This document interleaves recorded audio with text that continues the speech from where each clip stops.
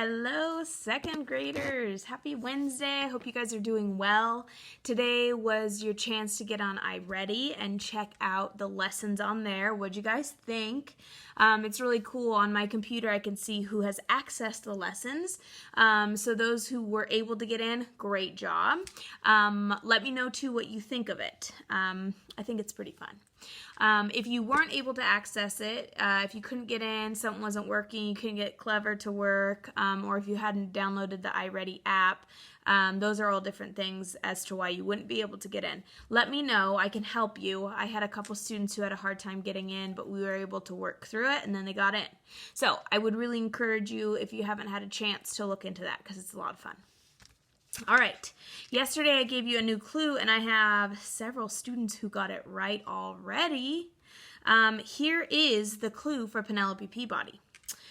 I saw a sign a while back that said, "Welcome to the Beehive State." I think Beautiful Park State would be a better nickname because I've seen so many gorgeous parks. Arches National Park, Zion National Park, and Bryce Canyon. I think I'll go for a swim in the Great Salt Lake before I leave tomorrow. I'm not sure what state I'm in, but I'd love it here. I am lost in the western United States. What state am I in? Here is your clue. All right, I had 5 people who got back to me. The people who have gotten this correct: Marley, Weston, Ben, and Adelaide, and we have one to add. My mom watches these videos every day, and she's been guessing too, and she also got it right, so my mom is on the list too. Way to go, Mom. All right, so today I get to read to you a story that we've read before. Gilbert Goldfish Wants a Pet. This is a fun story. All right, this is written by Kelly DiPuccio, and it's illustrated by Bob Shea. To any outsider, Gilbert had everything a goldfish could ever want. A magnificent stone castle, a treasure chest full of gold, and a feast of tasty flakes that fell from the sky just in time for his breakfast each day. But the one thing Gilbert did not have was the very thing that he most desperately wanted: a pet. Sometimes he imagined his pet would be small, sometimes big, sometimes really big. Sometimes Gilbert imagined his pet would have fur, or feathers, or floppy ears. But every day and always, Gilbert imagined what it would be like to have a pet to care for and love. Then one day, Gilbert woke up to find a dog barking at him. Bark, bark, bark!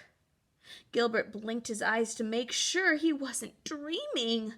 The dog wagged his tail and licked the bowl.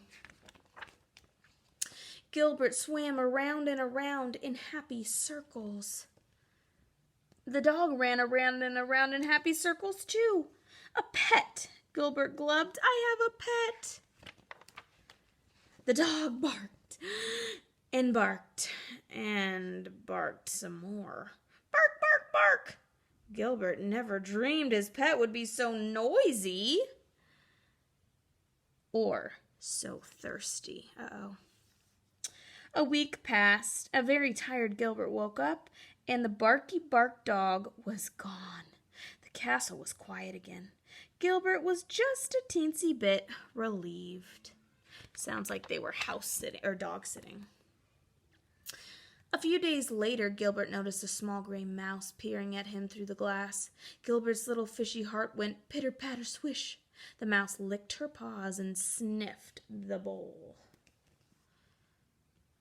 Gilbert swam around and around in happy circles. The mouse, who thought Gilbert was a large chunk of cheddar cheese, ran around and around in circles too.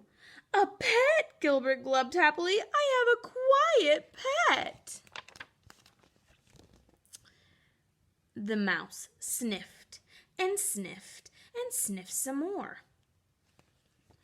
When the hungry mouse determined that Gilbert was not, in fact, a block of cheese, she ran away. And she never came back.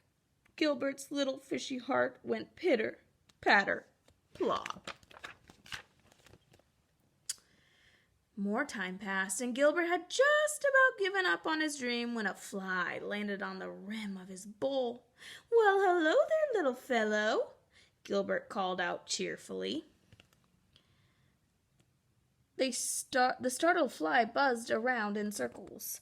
Gilbert jumped up, and wide-eyed Fly was there to greet him in midair. "A pet," Gilbert glubbed. "I have a quiet, friendly thwack."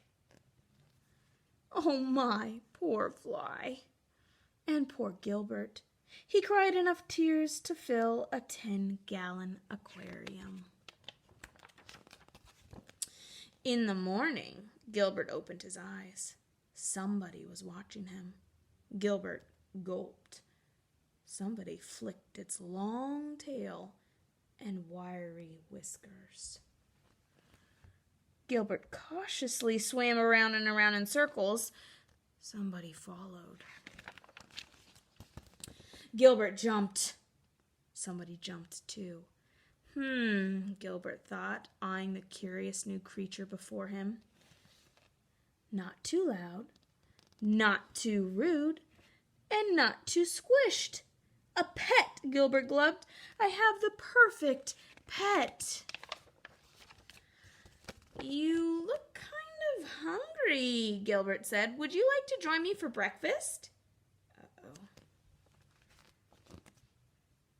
The creature moved in closer and closer and closer, and then it took a big bite. Of delicious green flakes. "The pink ones are really good too," Gilbert said with a smile. "Would you like me to show you around the castle?"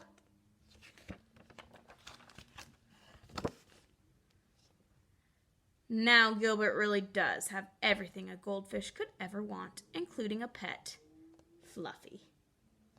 Oh, I love that story. When I went back here, were you guys thinking, looking at the shadow, that it was a cat? And a cat and a fish don't really mix very well. But then when I turned to this page, we saw that it was a catfish. Haha, they tricked us. That was cute. All right, did Gilbert get his best buddy? Did he get a pet? He sure did. And it wasn't a cat. It was a catfish. All right, guys, I hope you have a great night. I'll see you tomorrow. Remember, tomorrow, Thursday, is our office hours, and we will be working on addition and subtraction. We're going to do subtraction and then checking it with addition, and we can do it vice versa. Either way works. So I hope I'll see you then. I will send out a Zoom link so that you can join me. It is tomorrow at 2 o'clock. So I will see you guys there. If you have any questions, you know where to find me, and let me know where Penelope Peabody is. All right, bye, guys.